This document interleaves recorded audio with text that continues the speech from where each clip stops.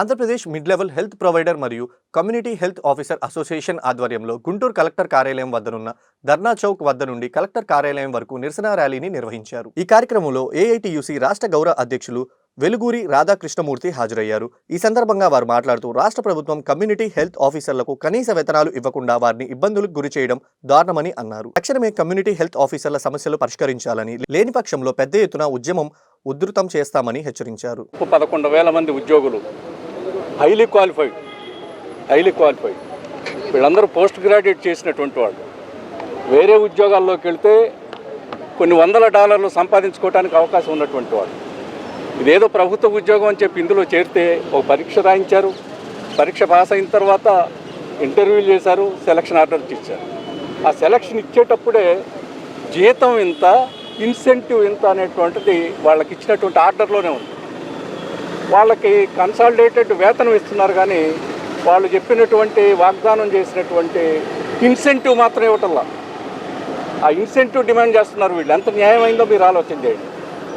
రెండోది provident fund ఒకసారి provident fund number వస్తే వాళ్ళు ఎంత పెద్ద ఉద్యోగాల్లోకి వెళ్ళిపోయినా ప్రావిడెంట్ ఫండ్ కట్ అవుతుంది. ప్రావిడెంట్ ఫండ్ ఫెసిలిటీ ఆ సౌకర్యాన్ని అందజేయాలి. వీళ్ళకి మీకు జీతం ఎక్కువగా ఉందని చెప్పి వీళ్ళకి ప్రావిడెంట్ ఫండ్ ఎగ్గొట్టుతున్నారు. ఇది అన్యాయం. వాళ్ళకి ప్రావిడెంట్ ఫండ్ ఇవ్వాలి.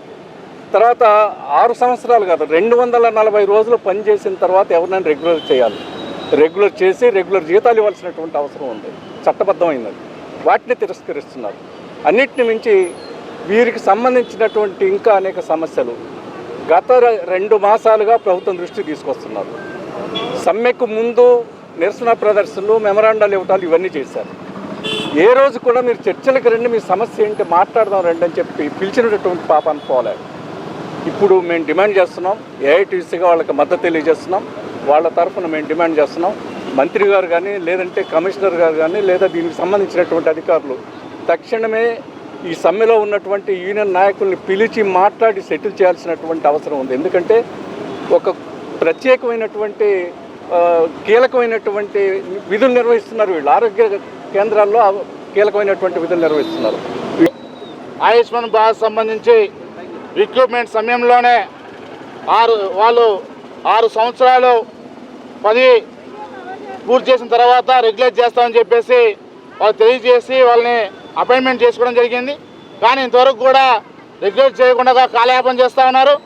రాష్ట్ర వ్యాప్తంగా ఆయుష్మాన్ భారత్ సంబంధించి ఆందోళన చేసినటువంటి వాళ్ళ న్యాయమైన కోరికల సాధన కోసం ఆందోళన చేసినటువంటి వారందరికీ కూడా ఏఐటీసీగా సంపూర్ణ మద్దతు తెలియజేస్తూ ఉన్నాం. ఈరోజు గుంటూరు జిల్లాలో, గుంటూరు నగరంలో పెద్ద ఎత్తున నిరసన ర్యాలీ తెలియజేయడం జరిగింది. దానిలో భాగంగా ప్రధానంగా వారి యొక్క డిమాండ్స్ ఏవైతే ఉన్నాయో 6 సంవత్సరాలు పూర్తి చేసిన వారందరినీ కూడా రెగ్యులేట్ చేయాలని చెప్పేసి, అదేవిధంగా అద్దె భవనాలు ప్రభుత్వాలు అద్దె చెల్లించకుండా కాలయాపన చేస్తూ ఉన్నాయి. వాళ్ళు ఏ విధంగా అద్దె చెల్లించాలని చెప్పేసి మేమైతే అడుగుతూ ఉన్నాం.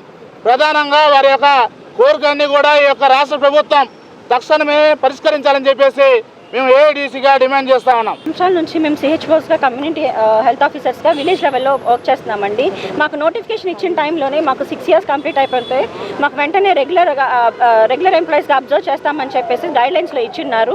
బట్ దాని గురించి మేము ఇప్పుడు అడుగుతుంటే కనీసము అసలు ఏ అధికారి కానీ, మాకు ఏ ప్రభుత్వం కానీ మమ్మల్ని పట్టించుకున్న తీరే లేదండి. మేము కనీసం మాకు 2023లో అందరికీ ఎన్హెచ్ఎం ఎంప్లాయీస్కి 23% హైక్ అనేది ఇంప్లిమెంట్ చేశారు, ఎక్స్క్లూడింగ్ అవర్ క్యాడర్. ఎందుకు అట్లా చేశారని చెప్పి మేము వాళ్ళని అడుగుతుంటే ఎలాంటి సమాధానం లేదు. తీరా మేము విచారించగా మాకు 40,000 ఇస్తున్నట్టుగా గవర్నమెంట్ ఆఫ్ ఇండియాకి సబ్మిట్ చేశారు. మేము ఇప్పుడు మేము క్వశ్చన్ చేస్తున్నామండి. ఆ 40,000 రూపీస్ మాత్రమే మాకు కనీసము మా ప్రతి ఒక్కరికి ఇవ్వాలని చెప్పి మేము డిమాండ్ చేస్తున్నామండి. మా ప్రధాన డిమాండ్స్ ఏంటంటే 6 years కంప్లీట్ అయిన వాళ్ళని రెగ్యులర్ చేయాలి, 23% హైక్ ఏదైతే మాకు ఇవ్వకుండా ఉన్నారో అది వెంటనే అమలు చేయాలి. As per NHM guidelines 5% annual increment అనేది మాకు ఇంప్లిమెంట్ చేయాలి. ఏ ప్రభుత్వంలో అయినా సరే, ఏ ఉద్యోగం అయినా సరే ఎక్కడ కూడా గవర్నమెంట్కి ఎదురు డబ్బులు పెట్టి ఉద్యోగం చేయట్లేదండి. కేవలం మా యొక్క క్యాడర్ మాత్రమే అద్దె బకాయిలు తీసుకొని గవర్నమెంట్ తరఫున బిల్డింగ్స్కి రెంట్ పే చేసుకుంటూ, ఎలక్ట్రిసిటీ పే చేసుకుంటూ క్లినిక్స్ రన్ చేస్తున్నారండి. మాకు ఇచ్చే జీతం 24,000 రూపాయలండి. మా అద్దెలు కట్టుకోవాలా, గవర్నమెంట్కి బిల్డింగ్స్కి అద్దెలు కట్టుకోవాలా, మా కుటుంబాన్ని పోషించుకోవాలా? అవునండి, మేము ఎన్నోసార్లు తీసుకెళ్ళి ఉన్నామండి. మంత్రి గారికి అయితే దాదాపుగా 20 times మేము రిప్రజెంటేషన్ ఇచ్చున్నాము. సార్ అయితే పట్టించుకోలేదు. ఇటీవల కొన్ని వ్యాఖ్యలు కూడా మాకు మీద చేయడం చాలా దారుణంగా ఉందండి. మీరు ప్రైవేట్ హాస్పిటల్లో చేస్తే 12,000 అని, మా దగ్గర ఇక్కడ ఉన్న అందరికీ మా పే స్లిప్స్ మేము ప్రీవియస్గా చేస్తున్నది తీసుకొస్తామండి.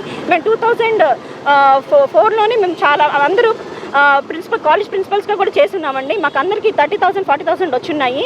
కానీ ఏదో గవర్నమెంట్ జాబ్ అని చెప్పేసి మేము మంచి కెరియర్ని కూడా వదులుకొని మేము ఇక్కడికి వచ్చామండి. మరి అలా మాట్లాడితే అబ్రాడ్లో మేము చేసుకున్నట్లయితే చాలా డాలర్స్ వస్తాయండి పర్ అవర్కి.